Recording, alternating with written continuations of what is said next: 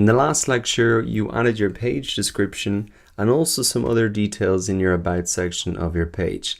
Now in this lecture, we're talking about apps and tabs. This is not something you necessarily need to do right now, but I do want to make you aware of it because there are some great features and functionality you can add to your Facebook page, maybe a little bit further down the line. You can use them to cross-promote other social media, collect email signups, display blog posts, run competitions, customer support, sell your products, etc. So what am I talking about here?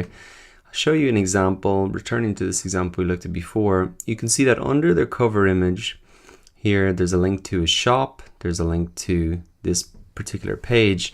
And if I open these up, you can see that these are essentially mini little web pages on their Facebook site, unique to them.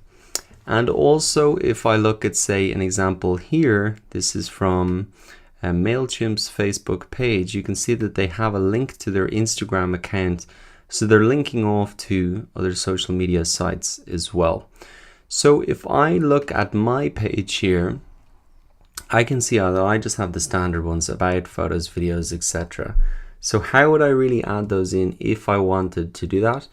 Well, first thing that you might do is come down to manage tabs.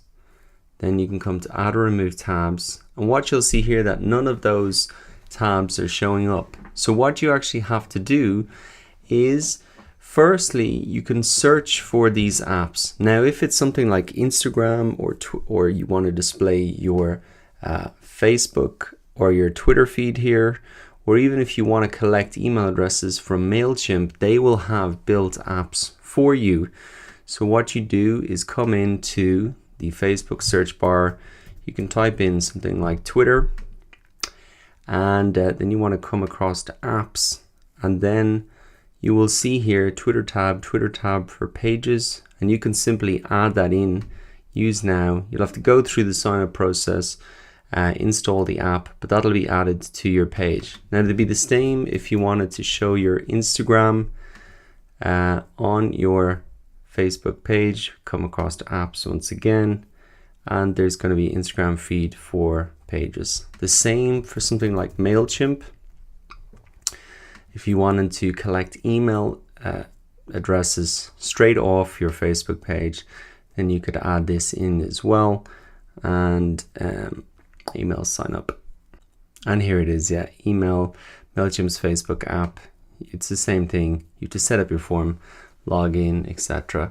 So that is the process if you want to add something like MailChimp, Instagram, a third-party tool that will have already created this app for you. Now, if you want to add something yourself, something like this free audio book, or something like your own personal products, you'll have to actually create the code for that yourself. You could do that free using something like this WooBox /custom tab. This is a free tool that will actually allow you to make the code for the tab. And it's a little bit more complicated to add that in, but that is essentially how you could add those custom tabs in. Now, what I want to say is that I don't think this is really essential, especially when you're getting started. You can see these other examples that we looked at, they don't have these tabs at all, and they have big pages, and it's all working completely fine. For me personally as well, I want to just keep focused on building my likes. So I don't want to send people off to other social media platforms, etc. right now. I want them to engage. But I wanted to show you these custom apps and tabs so you have an idea of what they are, how to do them, and get some ideas for maybe how to use them in the future as well once you've built up your first 1,000 likes. So that is really custom apps and tabs. It's more of an overview rather than a must implement. Now in the next lecture, we are going to wrap up creating an optimized Facebook page by really looking at page settings. So I'll see you there.